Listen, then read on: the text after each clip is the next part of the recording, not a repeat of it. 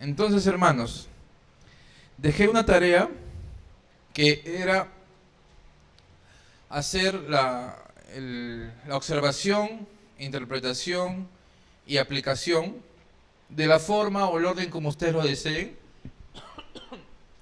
ya sea observación, interpretación, aplicación, o ya sea como un cuadro. Les pedí que eh, al inicio era libre, ¿no? Busquen cualquier versículo, o todo el libro, o todo el contexto. Y pensé que después se me ocurrió una idea mejor. Mejor le doy a cada uno un versículo. Y la idea de tal forma que cubramos todos los versículos. Entonces, no me voy a llevar la hoja que han escrito, sino lo vamos a compartir acá, ahora.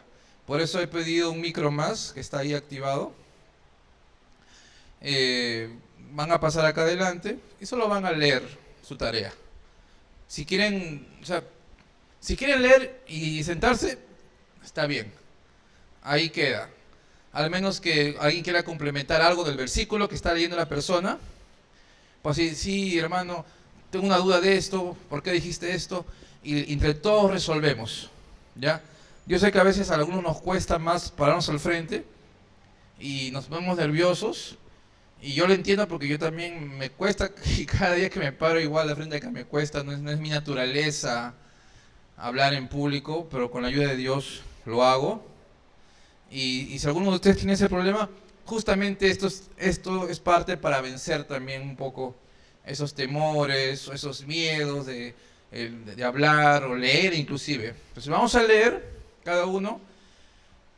Si quieres te limitas a tu lectura, o si quieres también en medio tal vez, de tu lectura viene algo que te acordaste, algo que te olvidaste de apuntar, o algo que dijiste, uy, no me di cuenta de esto, quiero también decir esto, también eres libre de hablar. Seamos flexibles, realmente, que Dios nos guíe y que podamos realmente, como decía mi oración, ser todos edificados.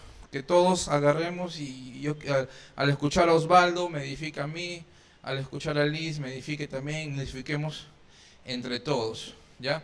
Ojalá que Dios quiera que pronto esté llegando Mitchell con Rosario. David no va a venir, sin embargo me mandó su tarea en foto. Entonces yo voy a leer su tarea. Eh, y creo que así, bueno, Paula tampoco, no sé si vendrá, Dios mediante, sí, no lo sé. Pero igual ahí vamos a eh, tratar de entender todos, de tal forma que tratemos de cubrir toda la carta el día de hoy, hasta el break al menos. Entonces, en la clase 8, vamos a comenzar la clase 8. La semana pasada explicamos cómo se bosqueja una epístola, o al menos la mayoría de las epístolas tienen este tipo de estructura, ¿no? Una introducción, una declaración de propósito, una enseñanza principal, que muchas veces es el cuerpo de la carta, la parte más larga, que puede ser muchos versículos o muchos capítulos inclusive, y que lo podemos hacer subdivisiones también a esa enseñanza principal, y al final hay un cierre o despedida.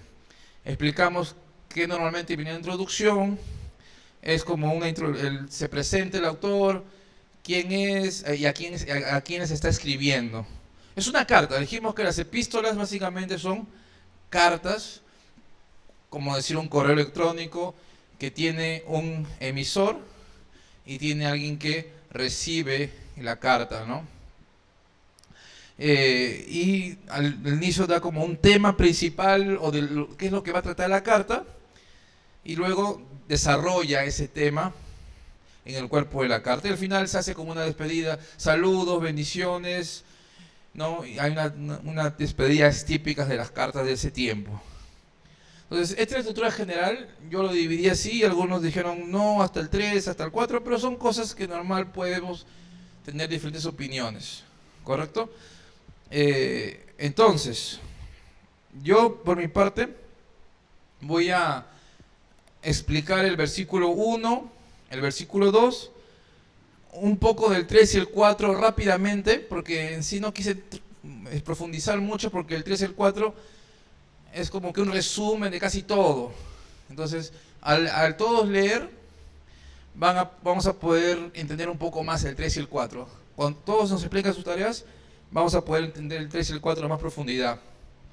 Entonces comenzamos. Judas, versículo 1 y 2. Judas, siervo de Jesucristo y hermano de Jacobo, a los llamados santificados en Dios, Padre, y guardados en Jesucristo, misericordia y paz y amor les sean multiplicado. No voy a entrar a cada palabra porque si no realmente podría estar una hora explicando en cada versículo. Hablar de la misericordia de Dios, por ejemplo, es 1 hora, 2 horas o más tiempo inclusive. Hablar de la paz y el amor, creo que, y además son saludos típicos que muchas veces hemos leído en las cartas de Pablo. Hay gracia y paz, aumenta misericordia, ¿no? Entonces, tal vez en el versículo 2 es un deseo, ¿no? Que el autor desea que a la gente que recibe, los destinatarios, tengan misericordia, la paz y el amor de Dios y sean multiplicados. Entonces vamos a centrarnos más en el versículo 1. Primero se presenta el autor. ¿Quién es el que escribe la carta? Judas, siervo de Jesucristo y hermano de Jacobo. Hermano, Judá era un nombre muy común en ese tiempo, como decir, no sé, Carlos, un nombre que mucha gente ponía y se repetía en ese tiempo. De repente Jesús también es muy común en estos tiempos, ¿no? Entonces Judas viene de Judá, que era una de las tribus de Israel, que fue uno de los hijos de Jacobo, ¿no? Entonces de ahí viene la palabra Judas, ¿no? Y cuando leemos la Biblia hay muchos Judas, hay varios Judas. Yo cuando era niño y mi papá era devoto de San Judas Tadeo, por ejemplo, yo pensaba que el autor de esta carta era uno de los apóstoles, porque hay un apóstol de la lista de apóstoles que se llama Judas. Y yo pensaba, Judas Leveo también, o Judas Tadeo en otra parte, se refería a uno de los 12 apóstoles. Yo realmente crecí casi toda mi niñez, adolescencia y juventud creyendo que era Judas, el que tiene su santo ahí en no me acuerdo, la basílica del centro de Lima, ¿no? San Judas, de verde y rojo se pone, ¿no? San Judas Tadeo, ¿no? El patrón del trabajo. Yo hasta me llegué a poner mi hábito de San Judas Tadeo y llegué a cargar a San Judas Tadeo, de verdad. Yo cuando he sido bien católico, he sido bien católico. Con ese tiempo antes he sido adventista, he sido bien adventista. Yo no soy cristiano, soy bien cristiano. Y acá me quedo, porque es la verdad. Pero de alguna manera creo que desde niño estaba buscando a Dios. De lo que entendía, de corazón estaba buscando a Dios. Y Dios realmente desde muy joven me dio la gracia y la misericordia de conocerle. Bueno, no es el tema. Entonces, Judas dice que es siervo de Jesucristo y se presenta como hermano de Jacobo. Entonces, antes de hablar de la parte de siervo de Jesucristo, ahí es resaltado hermano de Jacobo. ¿Por qué? Quiero hablar, ahí pongo, ¿no? Mi observación, mi interpretación y mi aplicación. No se preocupen por copiar, más bien atentos, porque igual se le va a pasar después el PDF. Igual realmente algunos no leen bien porque no está tan grande. Entonces, en observación, estoy hablando de Judas porque estoy buscando al personaje que es el autor, es hermano de Jacobo. ¿Quién es Judas? Yo pongo ahí mi interpretación, es el autor de la carta, es el que escribe la carta. No es Judas Iscariote, pero Judas Iscariote, el que traicionó a Jesús, se quitó la vida. Entonces, no es Judas, descartamos ese Judas definitivamente, ¿no? Entonces dice que es hermano de Jacobo, y acá habla de hermano biológico. ¿Y quién es Jacobo? Jacobo era uno de los hermanos biológicos de Jesús, que llegó a ser pastor principal de la iglesia de Jerusalén. Lean Hechos 15, hay un Jacobo que lidera, que habla, que guía, que tiene autoridad, y se menciona en varias partes de la Biblia, Jacobo, Jacob, o Santiago también. Santiago, Jacobo escribió la carta de Santiago. Santiago es igual que Jacobo, sino que era San Jacobus, San Jacobus, y llegó a Santiago, ¿no? O sea, con el tiempo se fue, esa palabra San Jacobo se convirtió en Santiago, que es San Jacobo, en otras palabras. Entonces, este Jacobo, que era el pastor principal de la iglesia de Jerusalén, un hombre de autoridad, era medio hermano de Jesús, Hay siempre una discusión ahí, ¿no? Que eran hijos solo de José, ¿no? Entonces no venía a ser su hermano. Otros dicen, no, que sí eran hijos de José y María, pero igual es medio hermano, porque solo Jesús nació de María y del Padre, ¿no? Igual es medio hermano, ¿no? Entonces, pero acá mi enfoque, yo quiero decir, Judas se pudo presentar como soy Judas, el medio hermano de Jesús. Creo que le daría más autoridad, más relevancia, más reconocimiento. ¿Sabes qué? Yo soy Judas, el medio hermano de Jesús, yo crecí con él. En Marcos 6.3 nos mencionan a la lista de hermanos de Jesús. ¿Quién lo tiene? ¿Pueden leer Marcos 6.3 alguien, por favor? Marcos 6.3.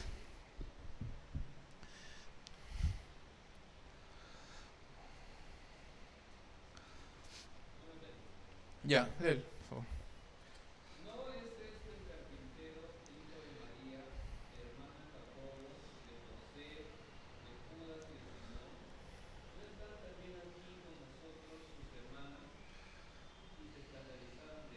Ahí mencionan Judas, ¿no? Si cree, entendemos que es este mismo Judas.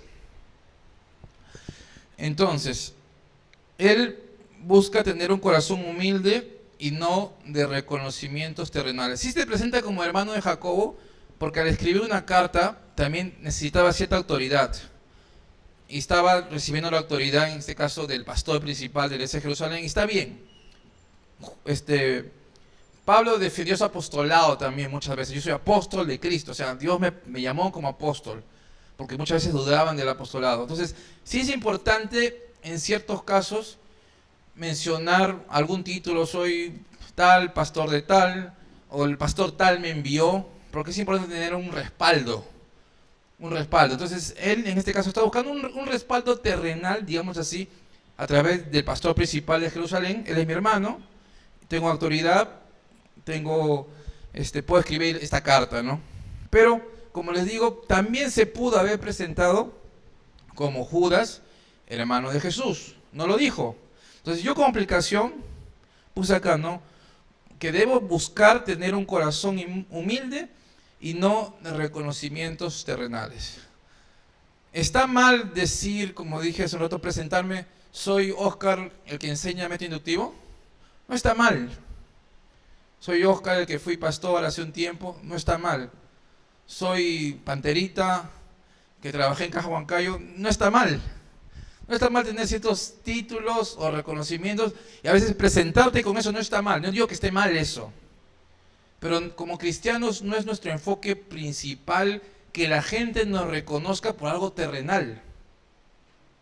No estamos buscando ese enfoque, aplauso para Panterita, aplauso para Osvaldo que es un empresario, aplauso para la señora Silvia que tiene su restaurante donde Silvia, ¿ese restaurante ha visto donde Silvia? Es de la señora Silvia, ¿no? Y a veces a nuestro orgullo nos gusta tener ese reconocimiento terrenal, pero no es lo que debemos buscar principalmente. Lo que importa realmente para este Judas no es que sea hermano de Jesús, biológico, sino que es un siervo de Cristo. Por eso él se presenta primero como Judas. Eso es lo más importante para él. Soy Judas, siervo de Jesucristo. Entonces, Judas, siervo de Jesucristo.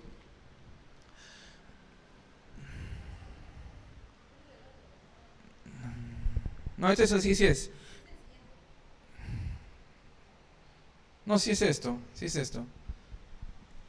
Yo quise poner medio hermano de Jesús. Ese no. Sí, sí. No. Sí, no. Ahí debe decir medio hermano de Jesús. Ese no me olvidé de borrarlo. Dice, medio hermano de Jesús, pero en el pasado rechazó a Jesús, tal vez por orgullo. Ahora se presenta como un esclavo, por amor, listo para servir a su amo. Un siervo vive en obediencia, y habla un poco de qué es un siervo, ¿no? Un siervo es alguien que tiene un amo y que vive en obediencia y también en confianza total a su amo. Sabe que su amo lo va a proteger, su amo lo va a cuidar. Hablar del siervo o un esclavo también nos tomaría, porque en la Biblia habla mucho de la esclavitud y habla de cómo nosotros como cristianos debemos ser por amor, por decisión propia, esclavos de Jesús. Que confiamos en Él, sabemos que Él nos ama, Él nos protege y lo obedecemos. Como les digo, podemos hablar mucho de eso. Entonces yo lo aplico ahí. Hago una pregunta, para mí mismo, para nosotros. ¿Realmente soy un siervo de Jesús? ¿Vivo como un siervo de Cristo? Como siervo de Cristo debo vivir en obediencia, aun sea algo que no me agrade o realmente me cueste. ¿Busco glorificar a mi amo? Ese es mi estilo de vida. ¿Servir a Dios o a quién sirvo? ¿Me sirvo a mí mismo? ¿Me sirvo a mis gustos? ¿Busco mi voluntad? ¿Busco mi gloria? ¿O realmente estoy buscando a Dios? Y seguimos. Entonces ya vimos que Judas es un siervo de Cristo, el hermano de Jacobo. Los destinatarios, ¿a quién escribe? A los llamados, santificados y guardados en Jesucristo. Llamados, santificados.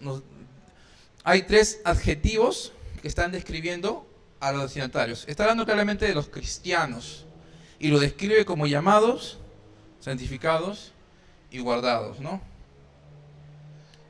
Yo puse aquí llamados, santificados. La palabra llamados, cuando estaba haciendo mi observación e interpretación, se me pasó. No lo interpreté, solo puse santificados, pero acá por completarlo lo puse ahí, llamados, ¿no? Pero yo más, mi interpretación fue, mi enfoque fue en santificados. Todos los cristianos somos santos. Un santo, ¿qué significa? Es alguien que está separado para Dios. Para Dios, no, por Dios y para Dios. O sea, Dios te separa, Dios te santifica, Dios te saca del mundo y ahora Él te libera, ahora comienzas a vivir para Él. Entonces, santo significa separado para el uso exclusivo de Dios. Pero no somos perfectos. Aún tenemos luchas contra el pecado. Tenemos el título de santo. Como católicos, tal vez nos ha enseñado Santa María, Madre de Dios, San Judas Tadeo, y pensamos en un santo como la persona perfecta, inmaculada, y siempre decimos, no hay ni un santo, ¿no? Siempre la frase, no, nadie es santo. Solo algunos que han llegado y la Iglesia Católica va a ser conocido. No, hermanos, la Biblia da ese título de santo a todo cristiano que ha entregado su vida a Cristo. Así lo hayas hecho ayer, aún así hayas pecado hoy día, aún así estés en lucha con algo, delante de Dios eres santo. Ya tienes el título, ya eres declarado santo. Es algo que ocurre en un momento, el momento de ser salvo. Tenemos el título de santos, pero también habla de santificados, o sea, santos santificados. Somos santos, no somos perfectos, pero estamos en un proceso de santificación, que es diferente. Estamos en un proceso de día a día ser más santos, más como Dios. Ahí tenemos el título, pero estamos en un proceso. Y como aplicación pongo, es un privilegio ser santificado en Dios. No es por mis méritos. Gracias, Señor. Pero debo vivir como un santo, buscando día a día estar más alejado del mundo y más cerca de Dios. Es la meta. En muchas partes del Antiguo Testamento dice, sed santos como Dios es santo. En muchos versículos levíticos sobre todo, sed santos como Dios es santo. Seguimos.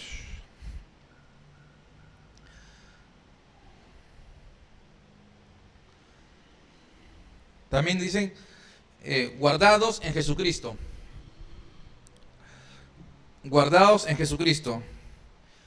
Me gustó la traducción de la nueva traducción viviente. Recuerden, cuando hacemos observación, también nos ayudamos de otras versiones. Esa palabra guardados lo traduce como lo protege con el cuidado. protegidos con el cuidado de Jesús, en otras palabras. Más que una protección física, que la hay, porque Dios también ha dicho que nos va a proteger, Dios nos ha dicho que nos va a proveer, Dios nos ha dicho que tiene cuidado de nosotros, pero más que algo físico o material, que también tenemos de parte de Dios, pero más que eso, por encima de eso, hablo de una protección espiritual, de un cuidado especial de Dios, que estamos en sus manos, estamos salvos, estamos que nada nos puede arrebatar de sus manos. Y ahí complemento con Juan 10, 27, 29. ¿Se acuerdan? La Biblia interpreta con la misma Biblia. ¿Quién lo puede leer? Juan capítulo 10, versículo 27 al 29.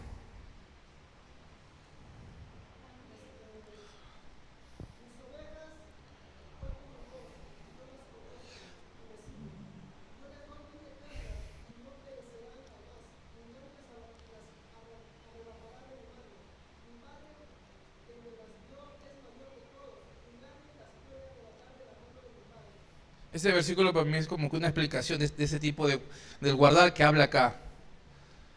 Era un tiempo de persecución.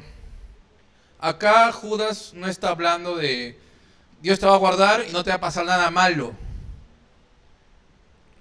Dios te va a guardar y siempre vas a tener que comer. Dios te va a guardar y siempre te va a ir bien en el trabajo. No está hablando de ese tipo de cuidado. Repito, lo hay dentro del plan de Dios. Recordemos que en este tiempo que escribe Pablo, escribe Judas, era tiempo de persecución, que mataban a los cristianos por ser cristianos, por defender la fe, que es algo que Judas va a invitar, nos va a exhortar a que hagamos después. Entonces, quiero dejar claro que este cuidado, esta protección de Dios, no es necesariamente algo físico o material. Y como aplicación, debo vivir en paz, sin miedo, pase lo que pase, sea la circunstancia que sea, venga lo que venga. ¿Por qué? Porque estoy bajo la protección de Dios. Puedo estar confiado, puedo estar tranquilo, puedo echar mi ansiedad atrás. ¿Por qué? Porque estoy en Dios. Dios realmente tiene cuidado de mí. Y de ahí busco Primera de Pedro. Javichito, ¿por qué no duermas? Primera de Pedro 5, 6, 7. Primera de Pedro 5, 6, 7.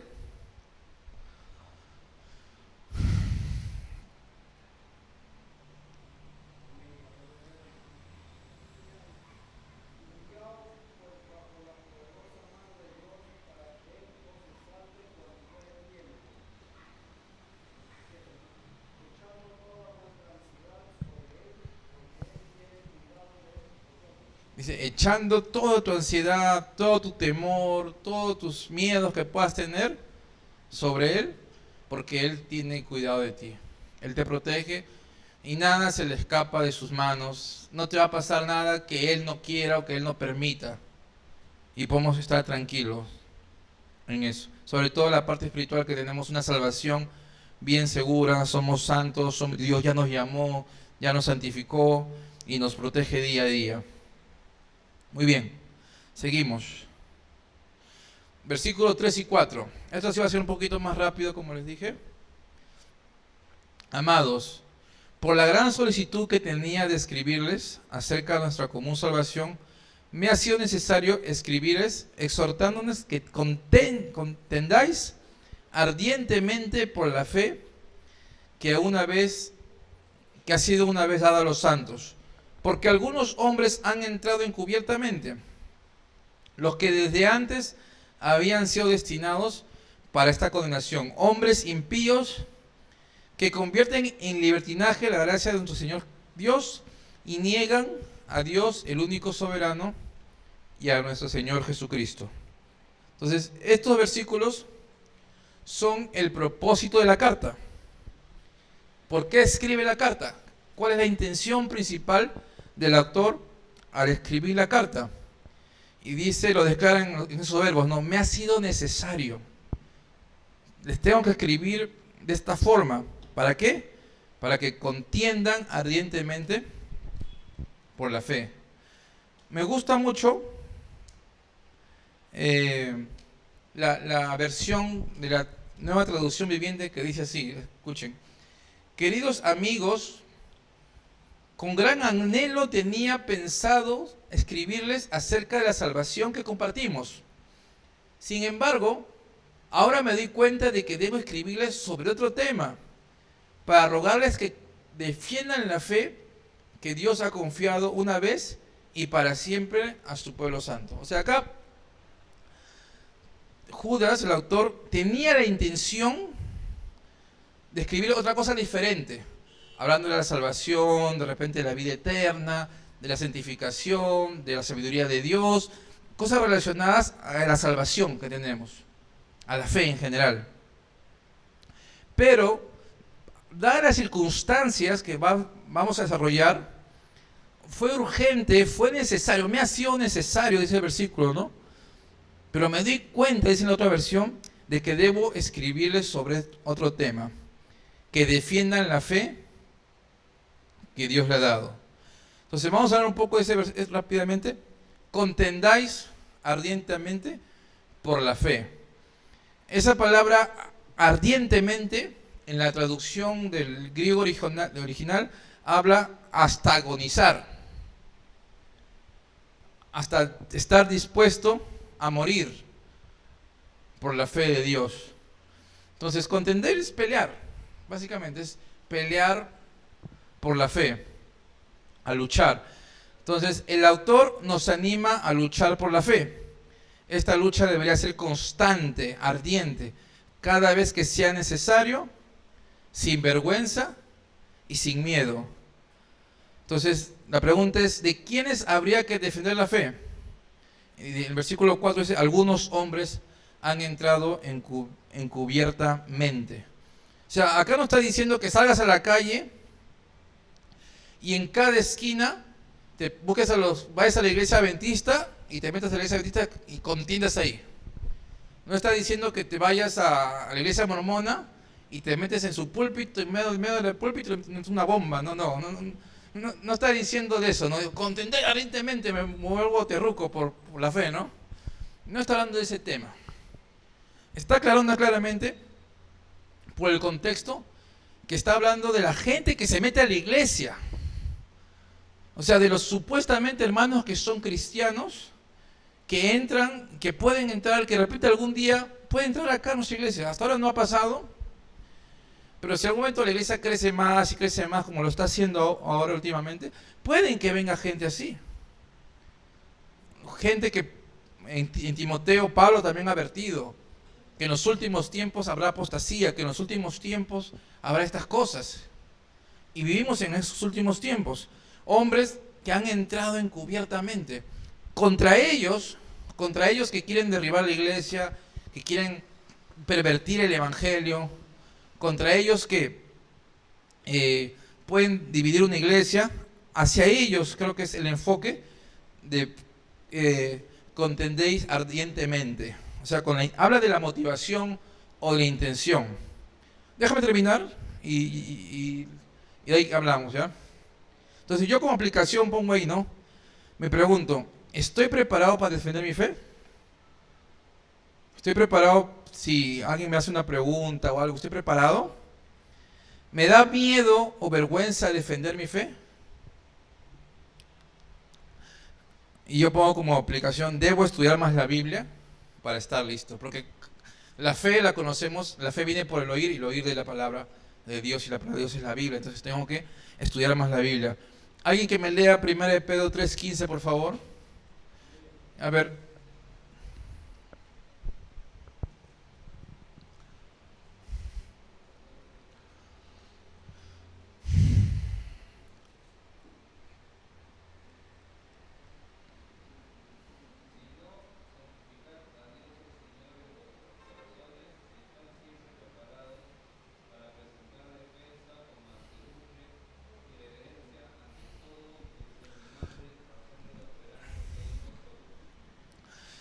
Dice, estar siempre preparados. Yo creo que esta frase, estar siempre preparados, es muy parecida a contender ardientemente. Contender ardientemente, repito, no significa que voy a agarrar bibliazos, toma, en el evangelio del versículo tal, pum, gané la batalla, chao, no, como que con la intención de humillar, o con la intención de decir, bravo, él tiene la razón, él ganó, punto para él. No es la intención, no es la forma. En este versículo 15 de 1 de Pedro dice, estén preparados, siempre para presentar una defensa, y siempre, o sea, todo momento. ¿Cómo debemos prestar esa defensa? Con mansedumbre y reverencia. Hay que estar ardientemente, no hay que permitir que la gente desvíe a los hermanos, no hay que permitir que mala doctrina entre a la iglesia, hay que tener una fe ardiente por Dios, realmente con pasión por Dios, pero con mansedumbre y reverencia. Y si alguien te hace preguntas, dale respuestas. De ahí también viene la palabra apología. Apologética, que es presentar defensa. Ya, Alex, ¿querías comentar algo?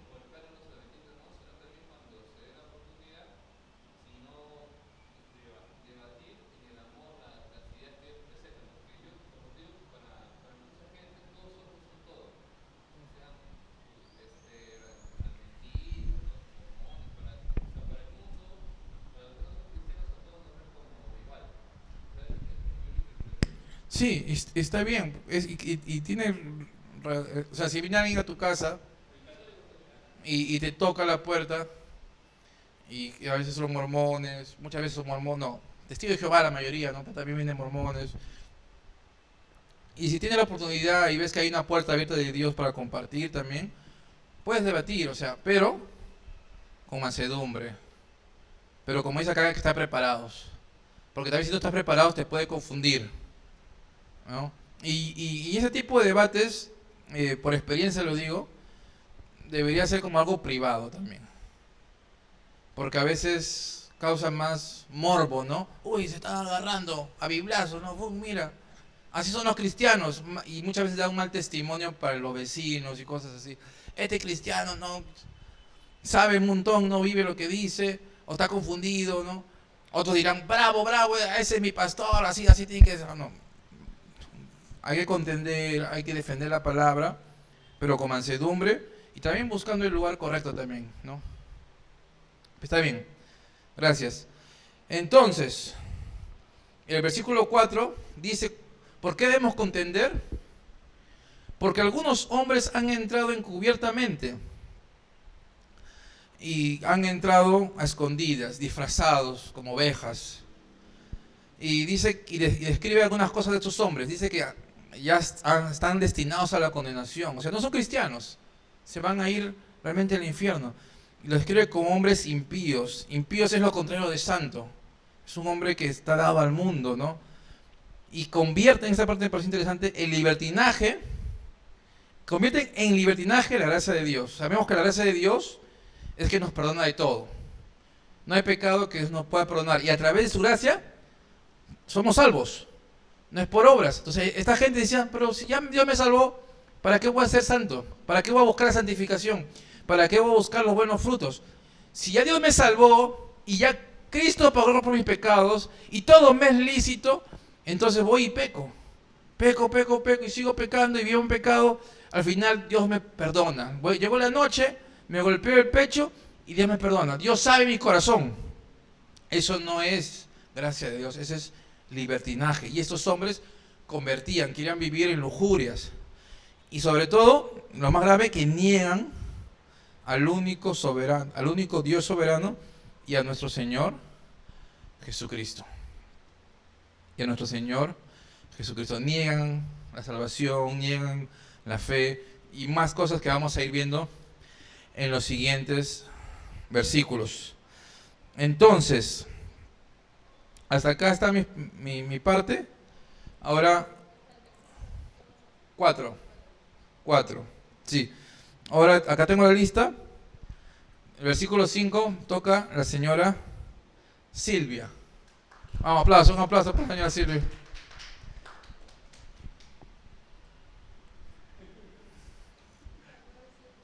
¿Qué? No, está bien. Si lo intentó, ya está bien ya.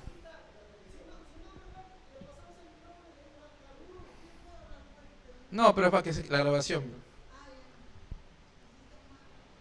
No, está bien.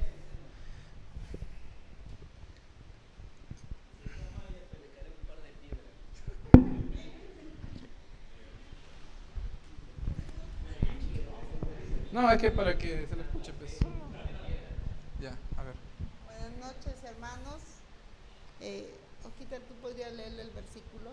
Ya. Por favor, el 5. El 5, vamos a leer. Mas quiero recordaros, ya que una vez lo habéis sabido, que el Señor, habiendo salvado al pueblo sacándolo de Egipto, después destruyó a los que no creyeron. Bueno, yo voy a leerles en observación las cosas que he puesto, luego en interpretación y lo último en aplicación. En observación puse primero Judas, que era un siervo de Jesucristo, y también que no recordaba, o sea, él recordaba lo que ya habíamos sabido anteriormente, ¿no? De que sacó a su pueblo, que Dios sacó al pueblo de Israel de Egipto, lo liberó. Y también que Dios destruyó a los incrédulos. Eso fue en observación. Ahora en la interpretación le puse que Judas no les estaba, o sea, sabía lo que les estaba diciendo, ¿no? No era nada nuevo lo que les decía, ellos ya sabían. Ellos necesitaban escuchar algo, o sea, necesitaban escucharlo otra vez, ¿no? Y para poder explicarlo, aplicarlo a una situación presente, a lo que estaba pasando. También nos hace saber que necesitamos profundizar en el conocimiento de la palabra de Dios. Debemos de tener en cuenta la verdad principal también en la lectura de la palabra. Judas nos hace recordar, porque ahí dice, ¿no? Cuando dice recordemos, ¿no? O recordar, ¿no? Acá también. También en interpretación, Dios liberó al pueblo de Israel de la esclavitud y pensemos en todo lo que Dios hizo por el pueblo de Israel.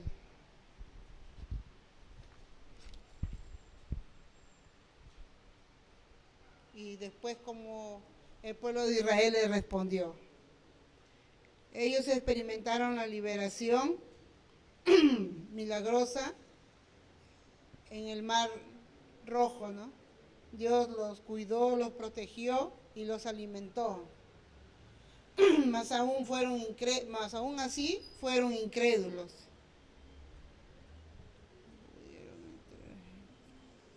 Es por eso que nunca pudieron entrar al lugar santo, a la tierra prometida. Los que dudaron y rechazaron a Dios no solo no entraron a esta tierra, sino que también el juicio de Dios cayó sobre ellos. En la aplicación puse aplicando, ¿no?, todo lo que Dios hizo en liberando al pueblo, y la advertencia que da Judas es que si empiezo una carrera debo terminarla, y de seguir a Jesús hasta el final y no desviarme en el camino de la incredulidad, leer su palabra constantemente, no olvidar de dónde Él me sacó y reconocer desde un inicio lo que Jesús hizo por nosotros y lo sigue haciendo. Eso es todo. Bravo, aplauso. Muy bien, gracias, señorita Silvia. Estuvo muy bueno, de verdad.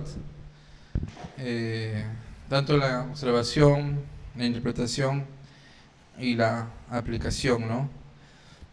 En el contexto de Judas, como dijo la señora Silvia, también el enfoque es que la consecuencia de la gente que no creyó, ¿no?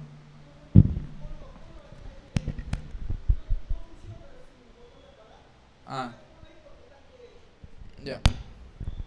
Entonces, en el contexto que está dando Judas, de los hombres perversos que han entrado, que ha descrito, que han entrado encubiertamente, en ese contexto compara, ¿no? Que al final ellos, por más que parecían que Dios los salvó, al final fueron incrédulos, ¿y qué pasó? Fueron destruidos.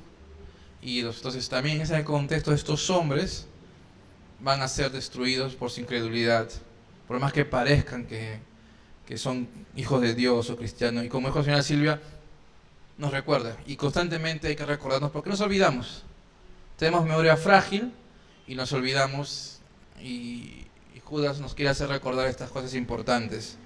Muy bien, señora Silvia. ¿Alguien quisiera complementar algo de este versículo o de mis versículos que yo también dije? Que de repente se me pasó a mí. ¿No?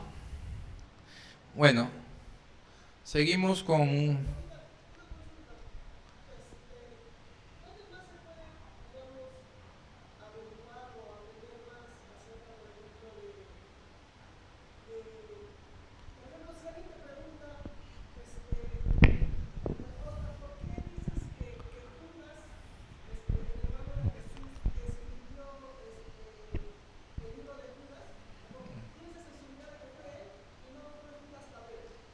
Ya.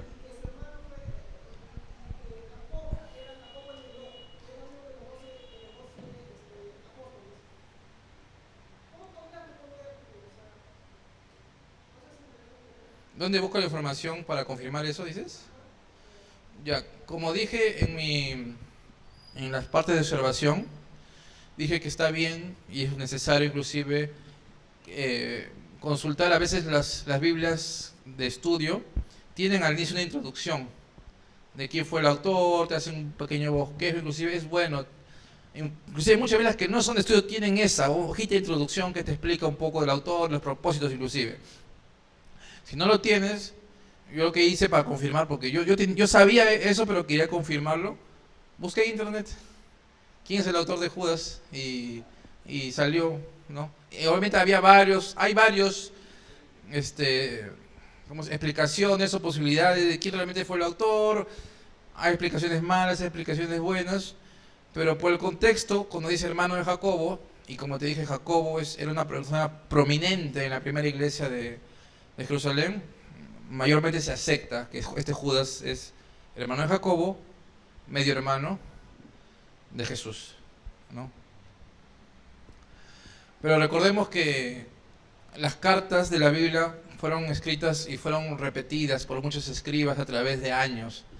Nosotros no tenemos los originales, o sea, tenemos copias de copias de copias de copias que son fieles, que se guardaron fielmente. Y como digo, es otro tema también para hablar de cómo se guardó la Biblia, de cómo se llegó. Alex habló un poco de eso la semana pasada y expliqué un poco de cuántas copias tenemos y no siempre se sabe con seguridad ciencia cierta, este es, ¿no? Pero mayormente se acepta eso, ¿no? Y por el contexto, como lo expliqué, creemos que ese es Judas, ¿no? Pero sí hay buenas ayudas en internet. Hay una página que se llama God Questions, como que tienes preguntas, que son preguntas rápidas. O sea, haces una pregunta y es una página de buena doctrina. GAT questions. O GOT. GOT questions. Está en inglés, pero también está en español. Y me gusta porque tiene buena doctrina. Y a veces te da resúmenes muy específicos de preguntas que tienes doctrinales. ¿Por qué pasa esto? ¿Por qué esto? Porque preguntas difíciles te responde esa página de buena doctrina. Después se la busco y se la pongo ahí para que vean, ¿ya? ¿Qué? Sí, algo así. Preguntas frecuentes, preguntas de difícil interpretación, cosas así. ¿Ya? Entonces, hermanos, vamos a tomar un break de 5 minutos, ¿ya? Y luego regresamos mientras busco la página.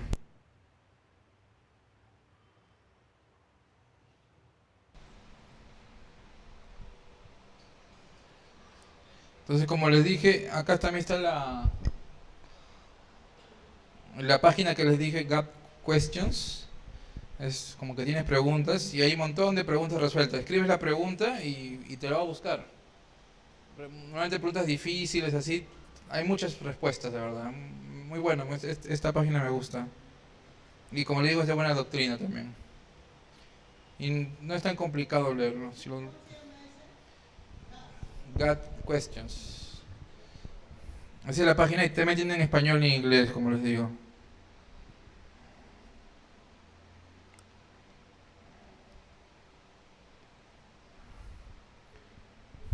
Tiene temas, tiene preguntas.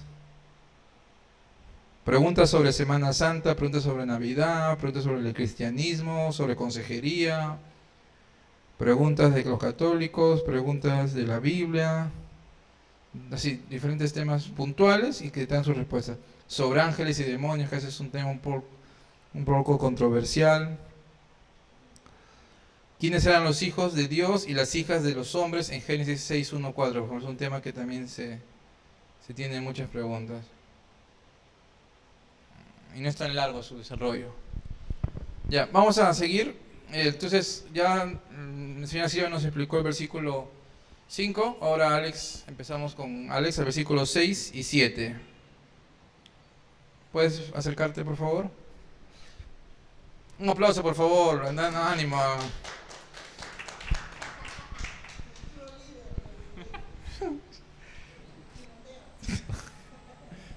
Buenas noches, hermanos, ¿qué tal? A mí me tocó los versículos 6 y 7 de la epístola de Judas, y el versículo 6 dice lo siguiente: y a los ángeles que no guardaron su dignidad, sino que abandonaron su propia morada, los ha guardado bajo oscuridad, en prisiones eternas, para el juicio del gran día. Yo en observación puse lo siguiente: este versículo nos menciona que ángeles del cielo abandonaron el cielo y están encarcelados hasta el juicio final. Por interpretación,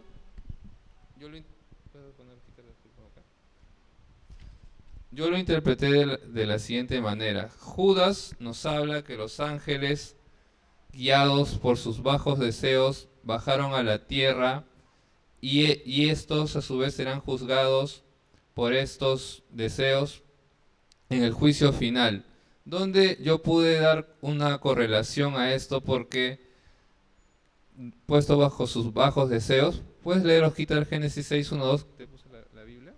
Mi Biblia ahí.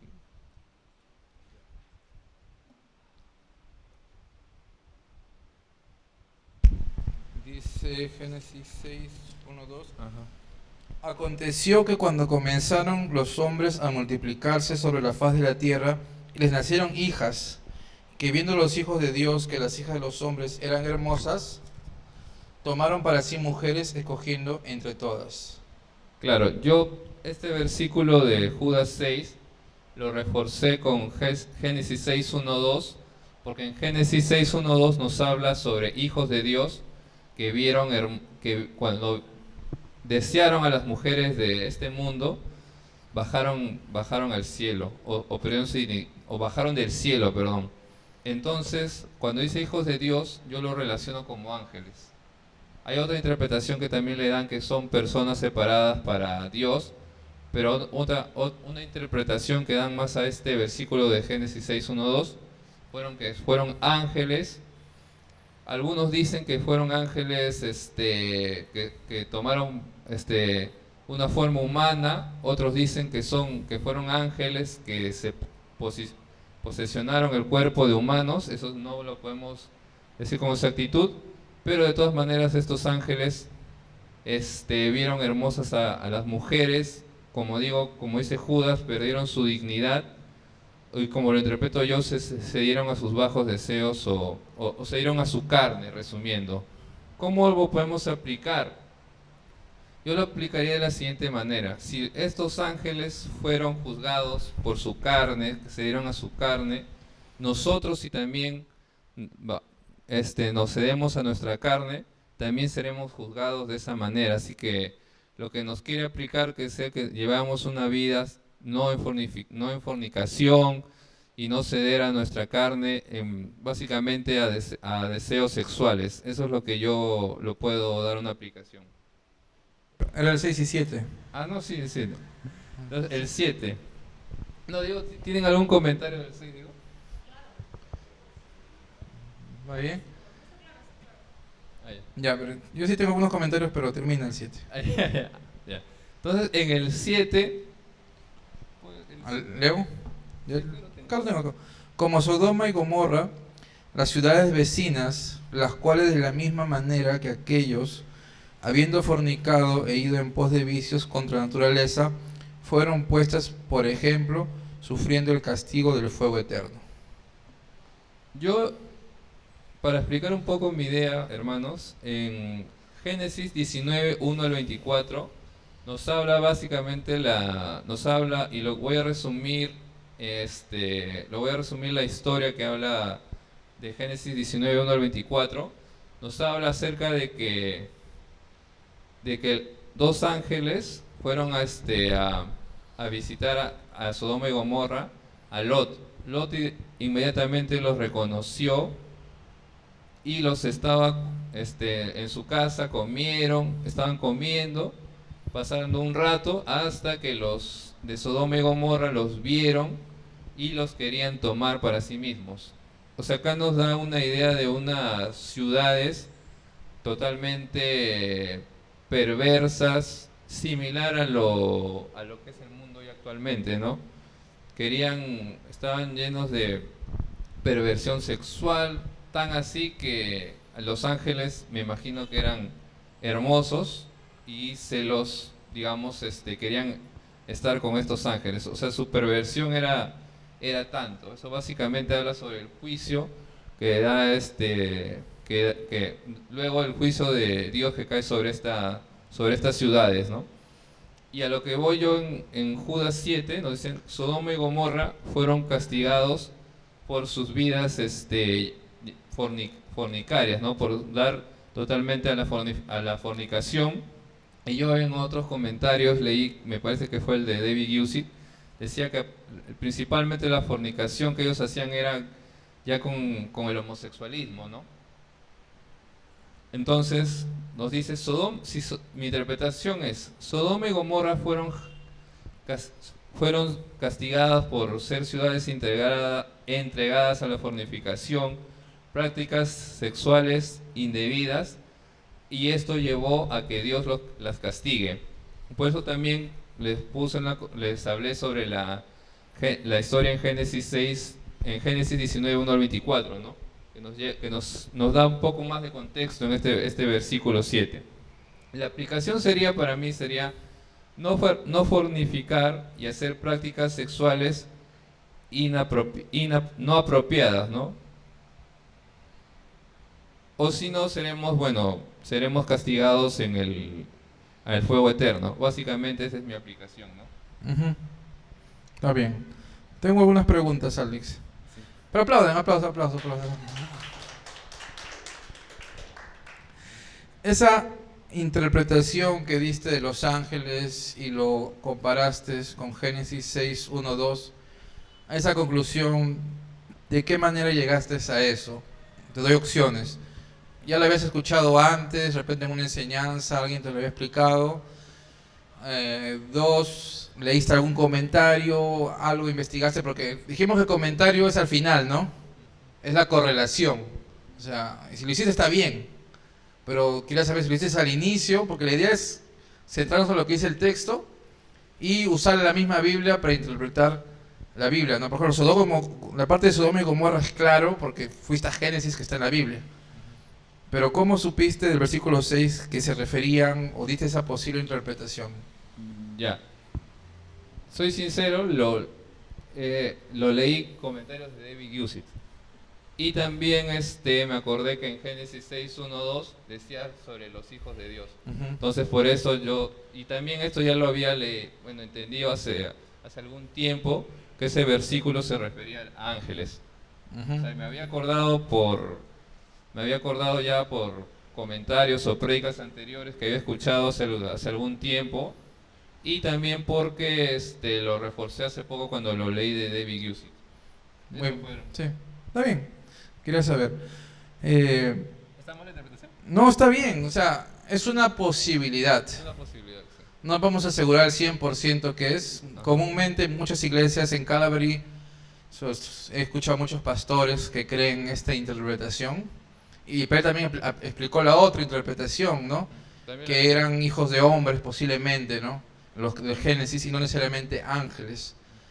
Pero basados en el contexto, porque en el 7 dice de la misma manera que aquellos, y compara Sodoma y Gomorra. ¿Aquí se refiere a aquellos? Posiblemente a los ángeles del versículo 6, y habla de fornicación y realmente, a ver, hermanos, hay pasajes difíciles de interpretación, pasajes, se le puede decir, un poco oscuros o no tan claros, que en la misma Biblia no te da un contexto, que tal vez la gente que leyó al inicio lo entendía porque en su cultura de repente había costumbres o había enseñanzas del tema que lo pudieron entender mejor que lo entendemos nosotros.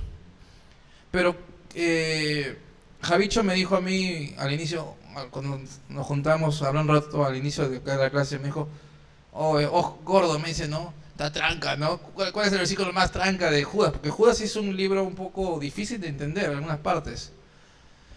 Y yo le dije, sí, hay varios versículos. Y yo le dije, por eso yo me agarré lo más fácil, así le di lo más difícil a los alumnos. Yo me agarré los 4 primeros, lo más fácil, le dije. Y le dije de broma, obviamente, ¿no? Pero yo digo, a veces los cristianos, no está mal tratar de investigar o dar posibilidades. Yo creo esto, pero hay veces hay gente que llega al fanatismo, siento yo, de hacer hablar de la Biblia más de lo que la Biblia dice. Realmente, he escuchado enseñanzas sobre esto muy profundas y ya lo comparan con los ángeles, y hay películas inclusive, ¿no?, de los Nefilim, porque la palabra, creo que en Génesis es Nefilim, los hijos de Dios, hay películas de Nefilim que eran ángeles cruzados con, y hay películas y series inclusive de los Nefilim, busquen Nefilim, porque ya la gente a veces se ha ido más por la parte mágico, misteriosa, porque es interesante. Y como les digo, no está mal. Los gigantes, todo eso, claro. Los gigantes, todo eso. Y como les dije, no está para nada mal. Ha sido muy buenos comentarios. Esta posibilidad, como ha dicho Alex. Y está bien a veces cuando no entendemos algo, buscar un comentario, en este caso alguien confiable como David Guzik, o una Biblia, un comentario de confianza, ¿no? En God Question seguramente también algo por ahí dirá, si no me equivoco. Pero a lo que iba, no está mal, pero creo que como cristianos debemos enfocar más en lo que sí sabemos que en lo que no sabemos. Perdemos mucho tiempo en discusiones, yo creo esto, yo creo lo otro, yo creo que sí, los Satanás están en una jaula, los ángeles, y van a salir a rebelión, y esta teoría, y hacemos matemáticas, sumas, restas, multiplicación, y creo que en este año, y hay gente que hasta que quiere... Sí. O de repente eran extraterrestres, y era así, y yo creo que eso, más de lo que edifica, confunde. Y emanesa, porque es conocimiento que no es interesante, pero no en sí el saber si fueron ángeles o fueron demonios no hace que tú crezcas como cristiano. Entonces, yo creo que acá el enfoque, como dijo Alex, es, ¿qué es lo que nos dice? Que tener cuidado porque hay condenación. ¿No? Fueron puestas y hay un castigo eterno. Cuidado con la fornicación, cuidado con esos temas de rebelión, porque tanto como los ángeles como los humanos fueron castigados. O sea, nadie se salva del juicio de Dios. En resumen, esos versículos es eso, ¿no? Nadie se salva del juicio de Dios si tú decides ir por ese camino perverso. Seas ángel, seas cristiano, de la iglesia Calvary Chapel, igual si tú estás yendo por ese camino de libertinaje que dijo Judas al inicio, vas a ir a un castigo eterno, dice la enseñanza de estos versículos. Muy bien, está bien Alex, muy bien. Aplauso, aplauso, aplauso.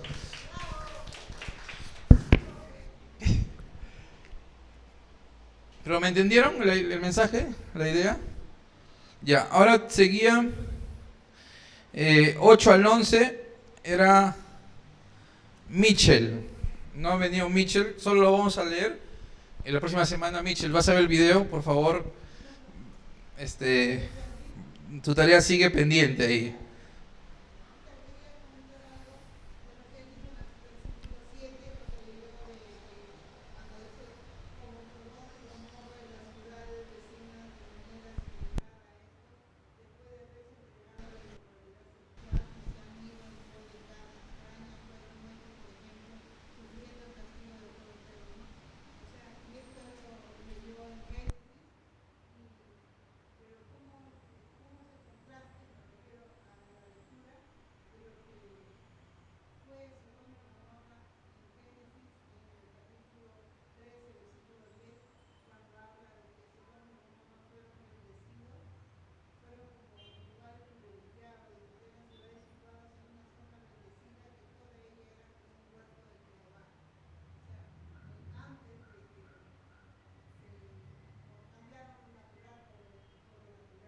Claro, era una zona próspera. Era una zona próspera, tanto así que Lot se fue por esa zona. Pero la prosperidad material no significa que estés en una prosperidad espiritual y al final hay un castigo eterno. Ujú. Muy bien, señora Silvia. Claro, muy bien, gracias.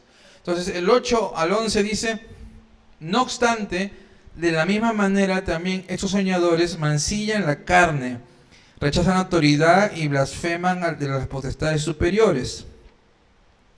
Pero cuando el arcángel Miguel contendía con el diablo, disputando con él por el cuerpo de Moisés, le dije a Michel que le iba a dar más difícil. No se atrevió a proferir juicio de maldición contra él, sino que dijo, el Señor te reprenda. Pero estos blasfeman en cuantas cosas no conocen y en las que por naturaleza conocen, se corrompen como animales irracionales. Hasta el, ¿cuál le di? 8 al 11. 8 al 11. Hay de ellos, porque han seguido el camino de Caín y se lanzaron por lugares de terror de Balán y perecieron en la contradicción de Corea. ¿Qué dijiste? ¿Qué dijiste, Pantera? Yo también lo pensé. Sí, sí.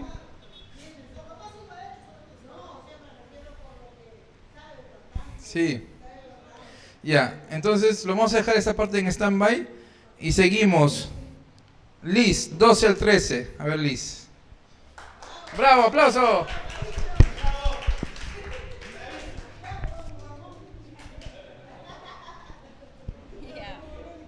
Ya.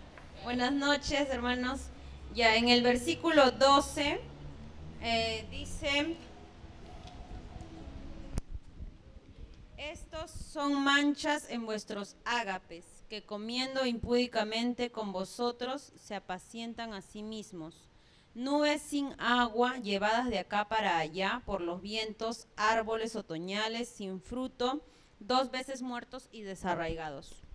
En observación, bueno, puse que ya previamente estaba hablando sobre los falsos maestros, ¿no? Los que habían entrado encubiertamente.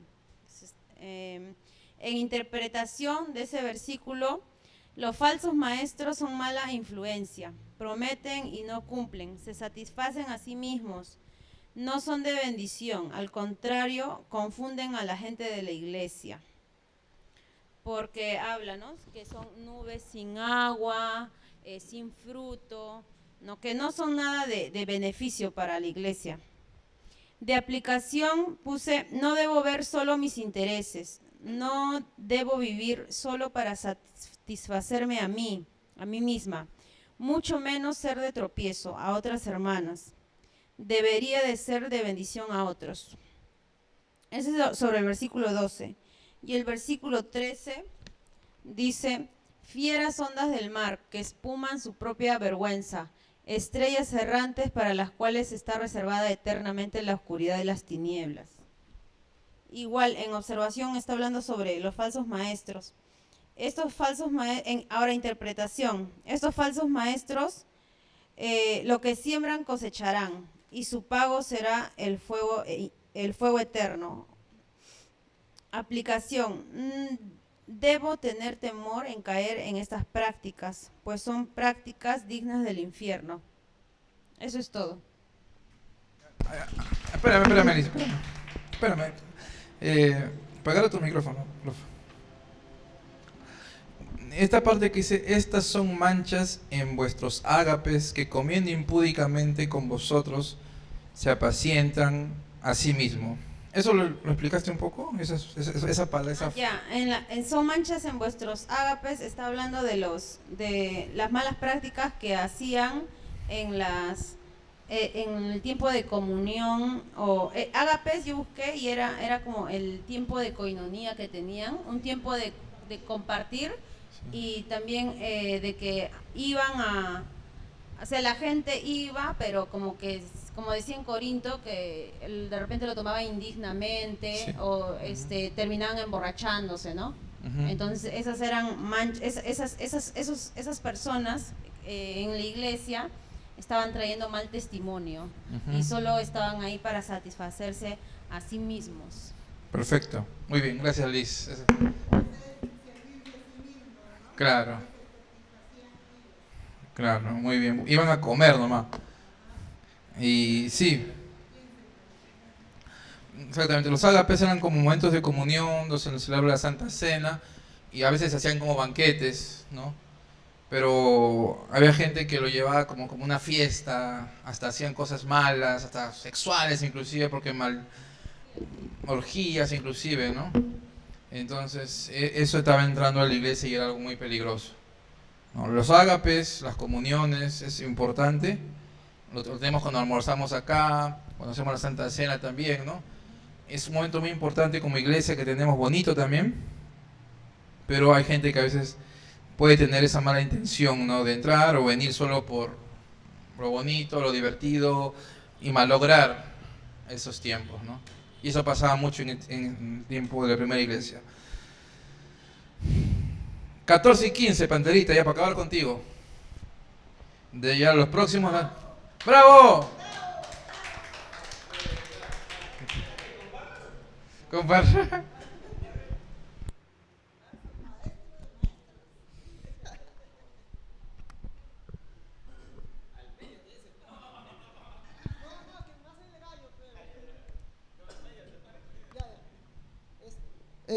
Buenas noches, a mí me tocó el versículo 14 y 15. Primero lo voy a leer.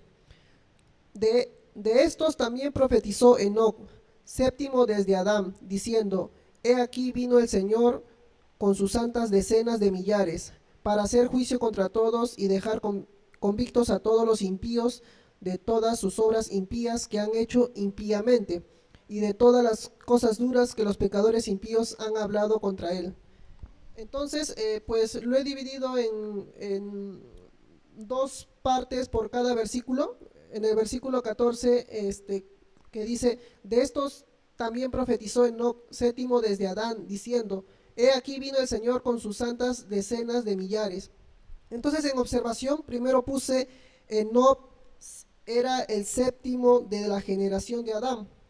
En la interpretación puse que literalmente Enoc era el séptimo desde Adán.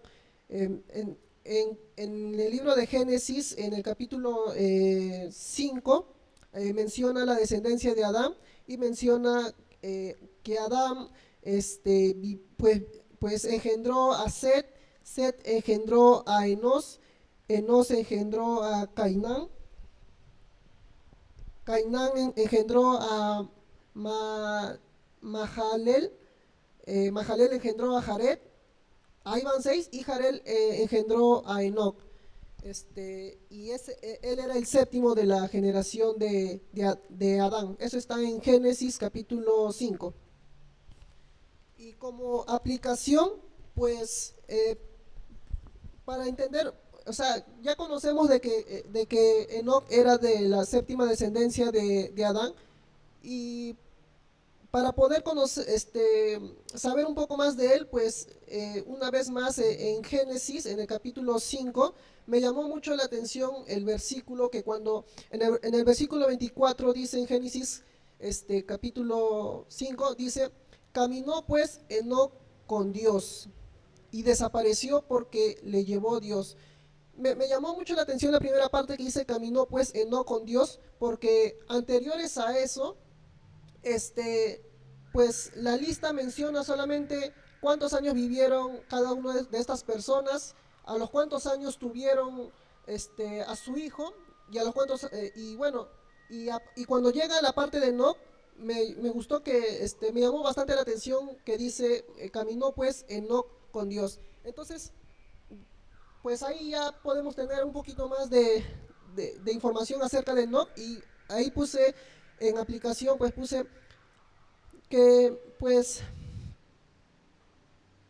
Enoc caminó con Dios y es un ejemplo y a la vez es un ánimo para que yo también camine con el Señor. ¿Te imaginas caminar con tu Dios creador? Caminar a su lado como si fuese un amigo. Yo quiero estar al lado de mi Señor. Bueno, y también en mi segunda observación del versículo 14 dice, Enoc profetizó la venida del Señor. Como interpretación, yo puse acá que se puede decir que Enoc fue, bueno, no he leído los capítulos anteriores de Génesis, pero haciendo una memoria, interpreté de esta manera, que se puede decir que Enoc fue el primer profeta y también es el que profetizó la segunda venida del Señor. Y como aplicación, puse, es maravilloso cómo Dios desde el principio ya tenía un plan para rescatarnos, utilizando desde el principio a Enoc, para que hable acerca del Señor y hablar de su venida y que juzgará en los postreros días con toda su gloria.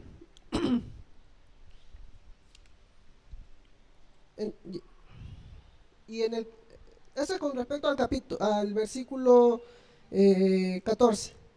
Y el versículo 15 que dice, para hacer juicio contra todos y dejar convictos a todos los impíos de todas las obras impías que han hecho impíamente y de todas las cosas duras que los pecadores impíos han hablado contra él. Entonces en observación puse, el Señor juzga a los impíos por sus obras impías. En interpretación puse, Dios es inmutable, Él no cambia, Él es el mismo ahora y para siempre, ya que aborrece el pecado y también al pecador, y que el pecador recibirá el castigo por sus acciones. Y en aplicación puse que se puede ver cómo desde el principio ya abundaba el pecado en el mundo. Estamos hablando desde Génesis y se ve que desde ahí pues ya había pecado ya. Pero donde abundó el pecado, sobreabundó la gracia. El Señor desde el principio se puede ver el amor que tenía hacia los pecadores, hacia nosotros. Y es por ello que envió a Enoc para que nos advierta que si somos pecadores, Él nos juzgará. Gloria a Dios. Bueno, esto sí lo hablo por parte mía. Gloria a Dios que yo recibí el Evangelio. Ahora soy salvo por su gracia. Aún así soy llamado a hacer buenas obras, ya que mis obras serán puestas al fuego. Y la última observación, el Señor juzgará a los que hablan mal de Él. Esa es en observación. En interpretación puse, el Señor es muy celoso y lo toma como grave aquel que hable mal de Él, aquel que blasfeme contra su nombre. Por eso le dijo, ay de ustedes fariseos y escribas hipócritas. También Pablo dijo a los Gálatas que si él o algún ángel predicara otro evangelio, sea anatema, sea maldito, separado de Dios. Y en interpretación puse, ya que en observación se ve que hay personas que hablan mal, o sea, hay quienes hablan mal de Dios, yo puse como interpretación, hay personas que hablan mal de Dios, y poniéndome a pensar, creo que hay muchas personas que sí hablan mal de Dios, hay personas que dedican tiempo para hablar mal de Dios, hasta hay debates entre ateos y creyentes, y toman su tiempo para dar sus fundamentos. Estas personas ateas dan sus fundamentos de por qué creen que Dios no existe, todo eso. Pero también hay personas que sin fundamentos simplemente dicen de que Dios no existe y comienzan a decir un montón de cosas con tal de decir que Dios no existe, y al final quedan pues en ridículo. Entonces, sí hay personas que hablan mal de Dios, pero habrá personas que son creyentes y que no hablan nada de Dios. Entonces, ese es un motivo para yo, que soy creyente, hablar mucho más de Dios que estas personas que no son creyentes y aún así hablan mal de Dios. Esa es una motivación para mí, para yo hablar defendiendo pues el Evangelio. Ahora, también puse como aplicación, ¿alguna vez yo hablé mal de Dios? ¿Alguna vez alguien de ustedes ha hablado mal de Dios? Creo que algunas veces en nuestra ignorancia, en nuestro momento, hemos dicho, Dios, te pasaste, ¿por qué me mandaste esto? ¿Por qué hiciste esto? Hemos hablado mal de Dios, yo he hablado mal de Dios en algún momento, pero recibí el Evangelio y soy salvo. Ahora, ese es otro motivo más también para predicar a aquellos que incluso pueden hablar mal de Dios, pero si tú le predicas el Evangelio con mansedumbre, sin entrar en algún tipo de debate, quizás él pueda reconocer su error y entregar su vida a Dios. Esa ha sido mi aplicación. Bien, Panterita. Aplauso, aplauso, aplauso, aplauso. No te vayas, no te vayas, no te vayas. No te vayas, agarra tu micro, por favor. Está muy bien, todo está perfecto. Has interpretado, has observado, interpretado y has aplicado en mucho detalle varios versículos y palabras, inclusive, como se debe hacer. Tengo una pregunta. Esa parte de profetizó Enoc, ¿pudiste leer ya en la parte de correlación o de confirmación, algún comentario, algo? ¿Por qué dice que profetizó Enoc? Y porque cuando lees Génesis, Enoc no habla, no profetiza, ¿no? Entonces, ¿a qué se refiere eso de que profetizó? Y, ¿no? ¿Averiguaste algo? Bueno, en verdad, he tratado de buscar acerca de Enoc en internet, y hablan varias cosas que no me han podido ayudar. Hablan acerca del libro de Enoc, hablan acerca de que pues Enoc escribió tales cosas que no me ayudan, pero tampoco, a la vez también no sé muy bien acerca de él, ¿no? Intenté leer un comentario de David Guzzi, y lo que mencionó él era de que Enoc tenía un libro, pero que ese libro no estaba dentro de las escrituras, pero que ese libro era leído y respetado por los primeros cristianos primitivos. Esa es la información que encontré.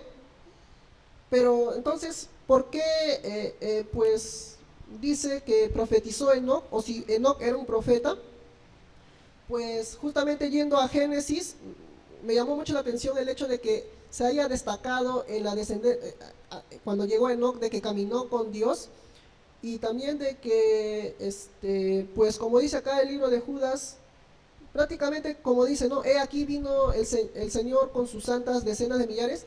Eso es, yo lo veo como la segunda venida del Señor, como es una profecía acerca de su segunda venida, y que desde el principio, desde Génesis, ya se profetizó eso ya. Muy bien, gracias Panterita. Sí, aplausos, otros aplausos por Panterita. Ya para terminar, yo también leí algo parecido a lo que dice Panterita, de que era aceptado. Recuerden que Judas, si mal no recuerdo, fue escrito para una audiencia judía, o sea, cristianos judíos. No era como Pablo, que escribió mayormente a gentiles. No, Santiago, Judas, es una audiencia cristiana judía, o sea, que tenía la cultura judía muy arraigada, las costumbres, leían todo el Antiguo Testamento, y había a veces algunos libros o costumbres que tenían, y a veces escribieron basado a eso. Hay una parte, no me acuerdo, no sé si es Hebreos, que dice que Noé era pregonero de justicia, ¿no? ¿En qué versículo está eso? ¿Te acuerdas, Javicho? Hebreos 11, ¿no? Entonces, tú lees que Noé no dice que predicó o pregonó la palabra de Dios, no lo dice, pero él hablaba, seguramente sí lo hizo, o ya sea con su vida o con palabras, predicó de alguna manera el Evangelio, a pesar de que no lo diga. Entonces, también entendiendo un poco de eso, es muy probable que Enoc, también, ¿no? Enoc, también de forma similar haya profetizado o haya dicho, guiado por Dios, porque él dice que caminó con Dios y Dios lo llevó al cielo. ¿Y qué pasó después de que Dios lo lleva al cielo a Enoc? Ocurre el diluvio, un juicio mundial. Entonces yo no estoy completamente seguro, pero ahorita sí leyendo un poco más, este versículo del 14 y el 15 tal vez tiene doble aplicación, ¿no? Refiriéndose a que Enoc hablaba del juicio que iba a venir con el diluvio, y hubo el diluvio, y el versículo 15 habla de ese juicio que tal vez refiriéndose al diluvio, que es el primer juicio mundial que hubo, que fue con agua, y solo se salvaron unos pocos, todos los demás fueron condenados. Y algo similar va a pasar en el futuro, cuando el Señor venga con sus millares de ángeles, habrá un juicio ya no con agua, sino con fuego, ¿no? Donde también habrá un juicio y todos los impíos irán al castigo eterno. Pero así como Noé se salvó, porque creyó en Jesús, nosotros los cristianos también seremos salvos del juicio. Un ratito. Entonces, eso es un poco tal vez para entender el contexto del que está hablando Judas. Algo más quería decir, pero ya se me olvidó. Alex, sí.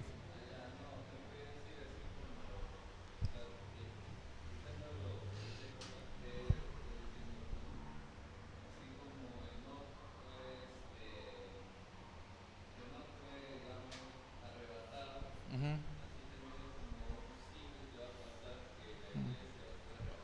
Sí, también, ajá. También se puede entender así, ¿no? Bueno, faltan Osvaldo, Silvia, no se preocupen, la próxima semana van a poder salir. Michel, si ves el video, Rosario, David, también tienen una semana más para pulir un poco su tarea tal vez. Y la próxima semana sí va a venir la mano. ¿En cuál nos quedamos? ¿Qué? Los evangelios. Entonces vamos a ver Hechos y las epístolas. Y a toda la mano, evangelios, hechos. O sea, todo el Antiguo Testamento, evangelios, hechos y las epístolas para la próxima semana. Solo eso va a ser el examen de la próxima semana. Y vamos a continuar con esto y vamos a ver también la parte poética, Dios mediante. ¿Ya? ¿Qué? Solo la mano, solo la mano. ¿Por qué? Ya con Apocalipsis, ya todo. Ya.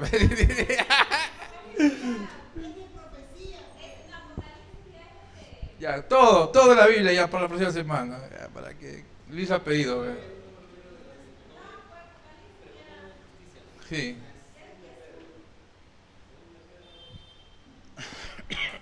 Ya. Vamos a orar porque se nos va a aceptar. Según de Pedro 2.5 es de Noé, pero no era justicia. Vamos a orar. Señor Jesús, muchas gracias por este día, gracias por que todos o casi todos hemos podido participar y ha sido de mucha bendición para todos, Señor. Ayúdanos sobre todo a ponerlo en práctica, que cada día se nos abra más el entendimiento y podamos aprender a estudiar tu palabra. Gracias por mis hermanos, en tu nombre Jesús. Amén. Gracias hermanos, disculpen la demora. Dios los bendiga.